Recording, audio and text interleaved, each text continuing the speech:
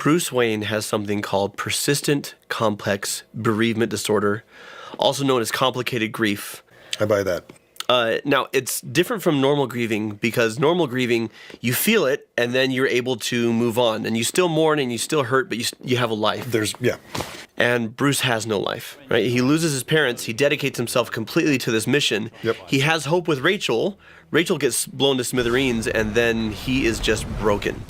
And when he takes the fall for Harvey Dent, he's like, well, I did it. I brought peace to the city. It's all done. It's all done. And now he's just kind of winding down the clock. He's got nothing to live for. And let's take a look at what's going on for him. Remember when you left Gotham? Before all this, before Batman, you were gone 7 years. 7 years I waited, hoping that you wouldn't come back. Every year, I took a holiday. I went to Florence. There's this cafe on the banks of the Arno. Every fine evening, I'd sit there and order a Fernet Branca. I had this fantasy that I would look across the tables and I'd see you there with a wife, maybe a couple of kids. You wouldn't say anything to me, nor me to you. But we both know that you'd made it, that you were happy. I never wanted you to come back to Gotham. I always knew there was nothing here for you except pain and tragedy. And I wanted something more for you than that.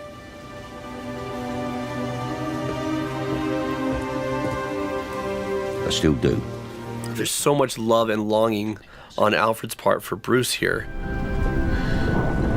You still haven't given up on me. Never. But with prolonged grief, he thinks about his parents, he thinks about Rachel.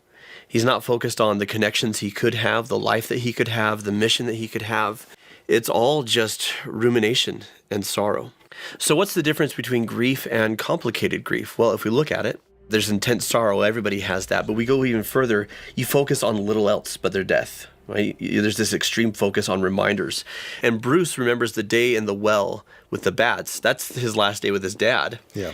And his fear of bats in the play is what drove him outside. His obsession with bats is, in a way, it's transference. It's obsession with his parents, and especially with his dad. That's a nonstop reminder. It's the opposite of PTSD. With PTSD, you avoid reminders of the trauma. Right. And with complicated grief and persistent grief, you wallow in reminders of the trauma. He lives in a bat cave. The very cave his father rescued him from. He is down there. Yeah. He is buried with his father down in that cave. Wow. Right? Deep. And he needs to get out, but he can't. And Alfred wants to help him out of that cave and into the world. Right. We see that he's, all these years later, he's still pining for Rachel. When Selena Kyle comes in, he's still got Rachel's picture up there. So let me just list a few of these other things, and let's do a check for everyone that Bruce Wayne has. Okay. Problems accepting the death. Yes. Numbness or detachment. Sure. Feeling that life holds no meaning or purpose. Yeah, check. Bitterness about your loss. Double check. Lack of trust in others. Like, he's got this core nucleus of like 3 people that he trusts. And that's it. Inability to enjoy life. A check. Just you, sir? Even in Batman Begins, Alfred's trying to get him out in the world. He's like, Who knows, Master Wayne? You start pretending to have fun, you might even have a little by accident. isolating from others. Check. Withdrawal from social activities. Check. And blaming yourself for the loss. Triple check. It was my fault, Alfred. I made them interfere. If I hadn't gotten scared. It was nothing that you did. It was him, and him alone. And this is why, as Alfred's talking about, he has this fantasy of Bruce being able to move past this and let go. Right. Let's take a look at how Bruce moves forward. So this is at the end of the film. Alfred thinks Bruce is dead. He blames himself. I love that he just like completely Tarzan's his way into there. Yeah.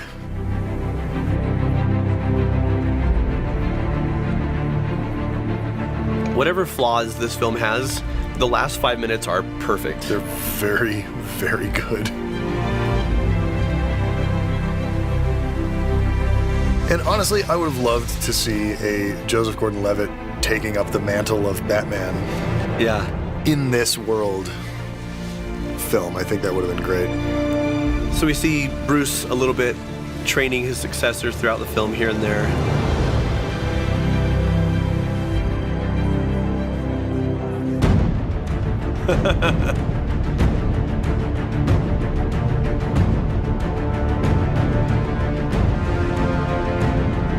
And just as Alfred says, we're not going to say anything to each other.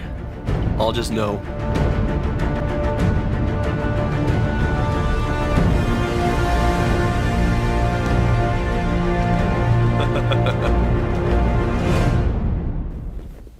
So I adore that you actually have an ending. Yeah. Because the story of Batman is he's just always going off into the night. Right. He's always tormented and he's always miserable. And Christopher Nolan says, not in my version. Nope. We're going to wrap it up. He's done. And what's cool about Batman is that in most stories you expect a happy ending, so it's just like, yeah, whatever. But with Batman, a happy ending is like the most daring thing they could have done. Yeah. That's not what should happen to Batman. Have you met Bruce Wayne? Not a happy guy. But the idea that they could have either killed him or let him have a happy ending, and either one would have been a flex. Oh, yeah. And either one would have worked, Yeah. by the way.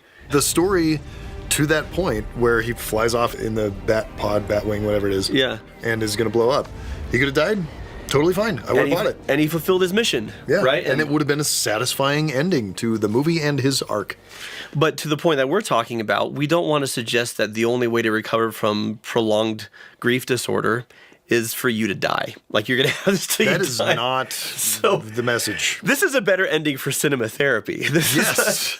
Correct. Because Bruce gets through it by surrounding himself with people that he trusts and actually allowing himself to connect. It's giving his grief meaning, but then knowing when to move beyond that. Because so often with trauma or with loss, that defines us. And that's always the story of Batman. And The Dark Knight Rises is it defines Bruce up until a point, and then he's ready to let go. So how do we move through stuff like this? How do we move through this type of grief? Why do we fall? That's my favorite line from that whole exchange that is repeated. Took quite a fall, didn't we, Master Bruce? And why do we fall, Bruce? So we can learn to pick ourselves up. Whether it's our fears, whether it's because we've stumbled and made mistakes and compromised our morality, or our morality is tested, or whether we've lost somebody and we're grieving, we fall. Sure. And that's why stories matter. What gets me through my life, it's this. This one, yeah. Because we fall so we can learn to pick ourselves up. And how we get through prolonged grief, a little bit of the blueprint is through connection. It's through meaning. And it's through choosing to say, my grief isn't going to define me. Right. I'm going to have more than just this. Yeah. This trilogy takes Batman and gives him a dose of Superman. Yeah, for sure. Right? The desire to inspire hope, the innate goodness, the innate love, without losing the dark broodiness. Yeah. So until next time, some men aren't looking for anything logical. They can't be bought, bullied, reasoned, or negotiated with. Some men just want to watch the world burn. And Watch movies. Oh, movies. Watch the movies. Watch. What movies are you Blimey.